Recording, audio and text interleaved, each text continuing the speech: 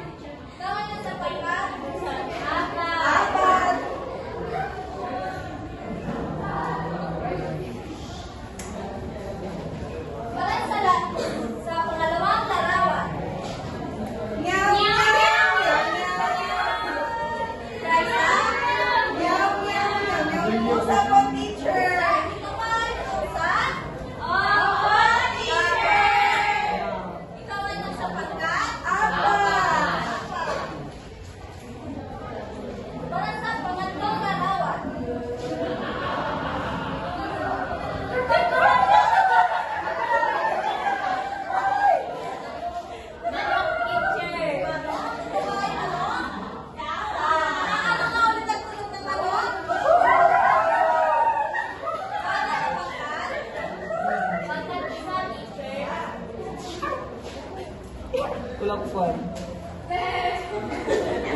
Ang sabi, larawan ay Ow, ow, ow, ow, ow! wala na. Ow, ow, ow, ow, ow, ow! Alam, mga aso pala kayo. Ang sabi ay sabihin kailangan ng tumakas taas ang sabi. Wala ako, wala kang ganun. Aso po, teacher. Ito ba yung aso? Oo! Ay, bigyan natin ng palakpak si Noeline. Ngayon mga bata, kayo ba ay may iwan sa tahanan? Opo, teacher! Kinakain ka ng teacher. Ano kaya ang ibon na maaaring alagaan? Maya, teacher! Pagsabong, teacher. Palisan. Opo, teacher! Masaya bang alagaan ang mga pusa? Meron ka, teacher! Ay, may manong pa kayo sa bahay. Aso kaya? Wala kang teacher, aso. Meron. Bawal sa amin. Ngayon mga bata, ay may ipapakitang larawan sa teacher. Ang kailangan nyo lang gawin ay pagkitan at pag-aralan ang larawan na ito. Ano kaya ang mapapansin nyo sa larawan? Teacher! Yes, Teacher! Rami. May apat na bata po na may dala-dala silang panay. Alakad na po. Ano kaya ang mga hayop ang ganito? Teacher! Isa? Teacher! Yung panikit. Ibon? Ano pa? Marot po, teacher, ay rapid ba yan? Ano pa? Ano pa? Aso, teacher, pati pusa. Husay. May alaga pa kayo sa tahanan? Opo, teacher! Kayo ba ay may aso? Wala, teacher! Bawal! Maaari na ba ang sabihin kay teacher? Ano pangalan ng inyong hayop? Yes, Chloe. Teacher, may tatlo po kami aso. Pangalan niya si Bato. Si Rosa. Laila. Si Bongo. Si Rambo po, teacher. Teacher, pwede lang po sa ako, teacher. Ang pangalan niya, teacher, Padudo, Gimas, Kiwi, Bumi, Palolo. Yes, Lisa. Ano ginagawa niyo para alagaan ang mga hayop na ito? Teacher, tinuturuan ko po ng tama. Pinapakain po, teacher. Pinapakain, tama. Basta. Minamahal, teacher.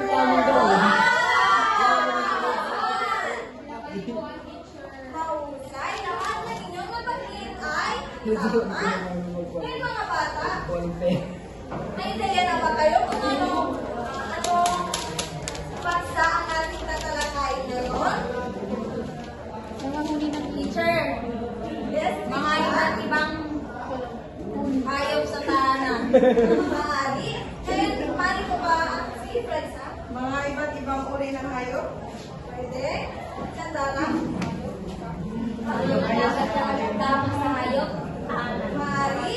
Malapit na? Mga iba't ibang iba't ibang klaseng hayop na pwede natin alagaan sa farm.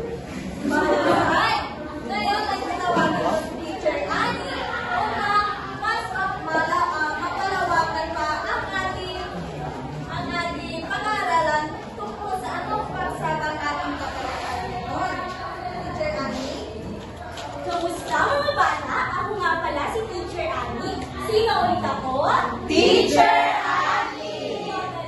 Alam niyo ba mga bata na ang pag-aalaga ng hayop sa tahanan ay maraming maitutulot na kabutihan. Isa na rin dito ay maganda silang kasama sa ating tahanan. At ang ating tatalakayin na araw ay tungkol sa kabutihan tulad ng pag-aalaga ng hayop.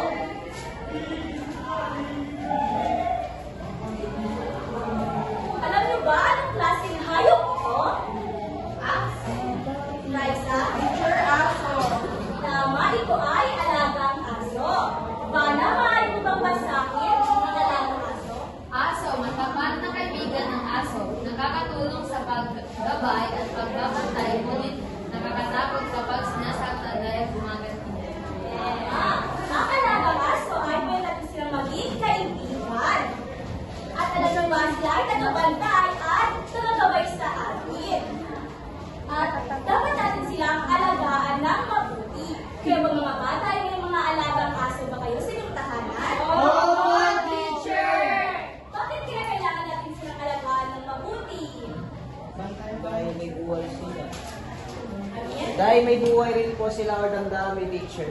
Tama, may damdamin din sila. Dito naman tayo sa alagang pusa. Sandarang mahal mo bang masahin? Ang pusa ay isang hayop na mainam alagaan dahil bukod sa ito'y tagahuli ng dagat, sila din ay mabait at kalaro ng mga bata. Tama, ang alagang pusa ay magandang alagaan dahil nanguhuli sila ng nanguhuli sila ng mga daga. At alam nyo ba, nakakawala ng stress ang pag-aalaga ng pusa kasi napakalombing nila. Di ba mga Raisa? Ano ba yung pinapakita ang pagmamahal mo sa iyong alagang pusa? Inaano ko siya, teacher, sa ulo. Ginagano ko. Dito naman tayo sa alagang ibon. Sino di ba may alagang ibon? Wala ba? Wala ba kayong alagang ibon sa inyong tahanan?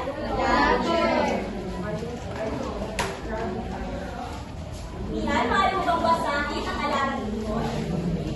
Ibon. Ang mga ibon ay madaling turuan. Natutulong silang magsalita at gumawa ng iba't ibang anting. Tama. Ang mga ibon ay napaka-talented. Ang antics nito ay yung mga nakakatuwang kilos na kagaya na lamang ng pagtalon at pag-ikot-ikot. Ang ibon, madali silang turuan dahil natututo silang magsalita. Kaya nilang sumayaw at kumanta. Dito naman tayo sa alagang kuneho. Bala, maaari mo bang basahin? Kuneho. Ang kuneho ay isang magandang alagang hayop dahil ito ay eco-friendly, mabait, nagbibigay ng masustansyang karne at hindi madaling pagkasakit. Ang alagang kuneho, sila ay mababait at ang kanilang kinakain ay may nakikita niyo sa ating kapaligiran kasi kumakain sila ng mga kulay. At alam niyo ba mga bata, yung pag-aalaga ng kuneho, ang kanilang dumi ay pwede natin maging fertilizer sa ating halaman. Dito naman tayo tumako sa alagang manok. Sino dito ay may alagang manok? Kumakain ba kayo ng lutong manok? Opo, teacher! Sinasabang tatay ko. Kasanda, maaari mo bang basahin ang manok?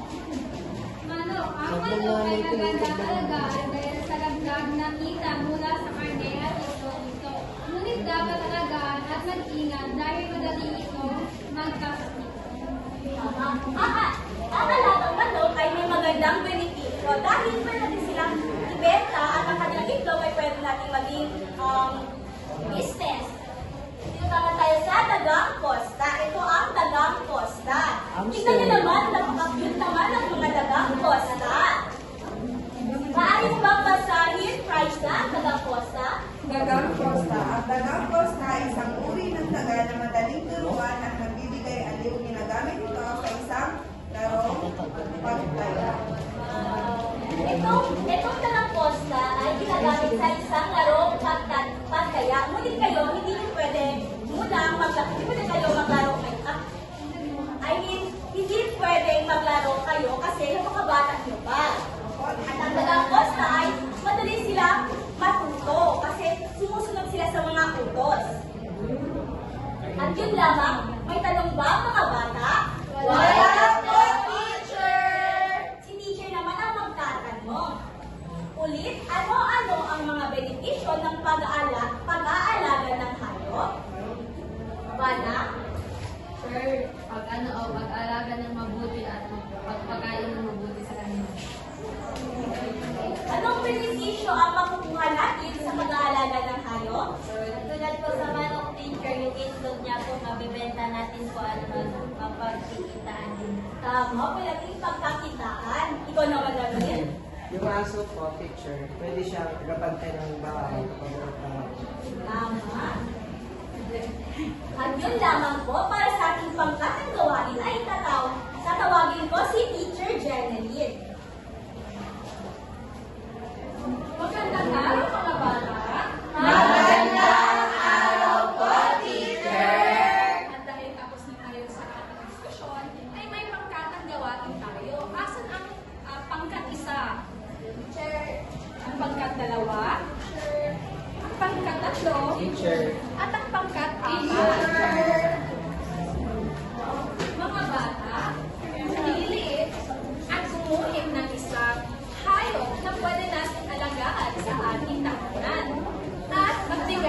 tatlong benepisyo nito.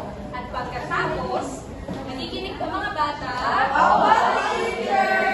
Pagkatapos, bawat isang miyembro ng grupo ay pupunta dito sa harapan para ipresenta ang inyong ginawa. Okay? Magbibigay lamang ako ng 3 minuto para gawin yan.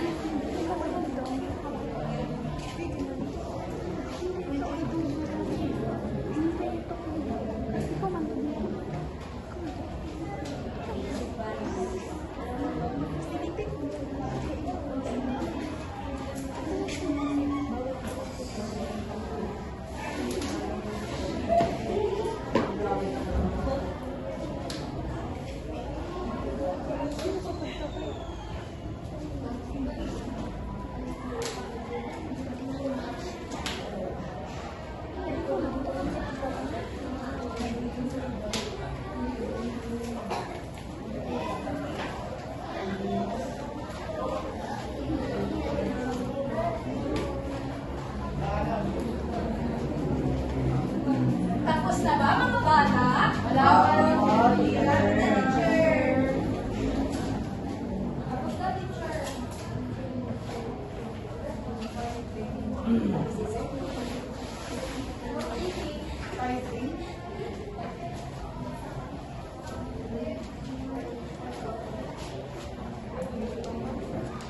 Tapos na ba mga bata? Opo, teacher! Ang unang magre-representa ay ang pangkat-isa.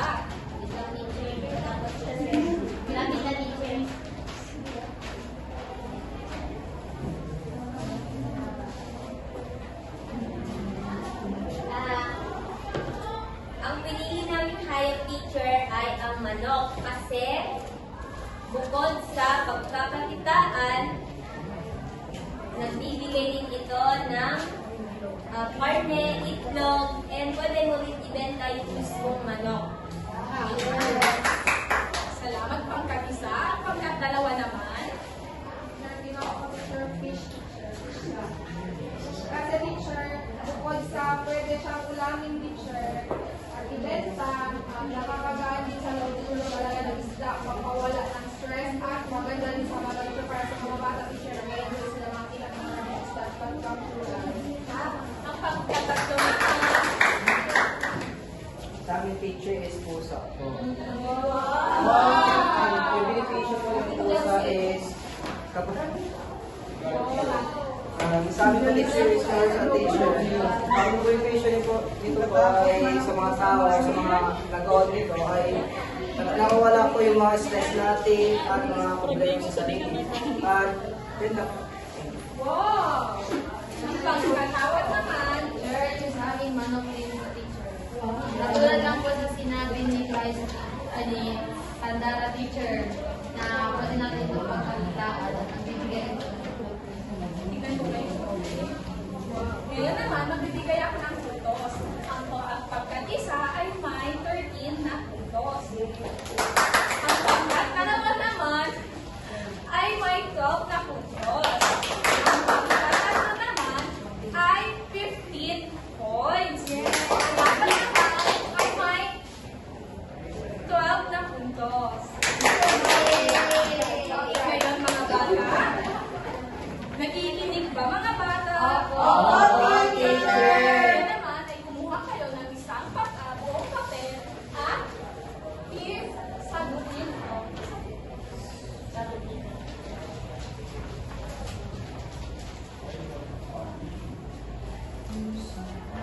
Finish the video.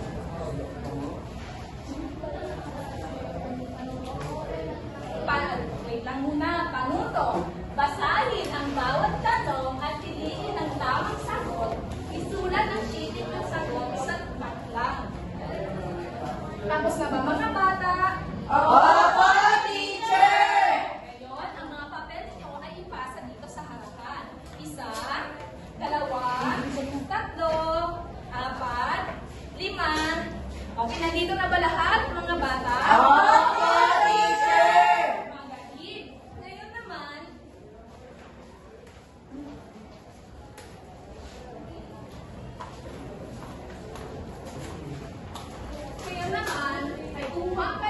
inyong mga kwaderno at isulat ang inyong takdang aralin.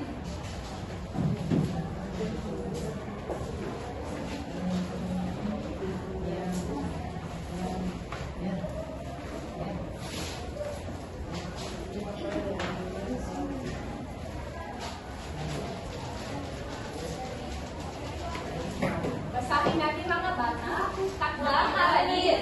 Sumulat ng isang talata, 5 ng 7 pangungusap kung bakit mahalaga ang pag-aalaga ng hayop at ano ang mga kabutihang dulot nito sa ating pamilya at komunidad.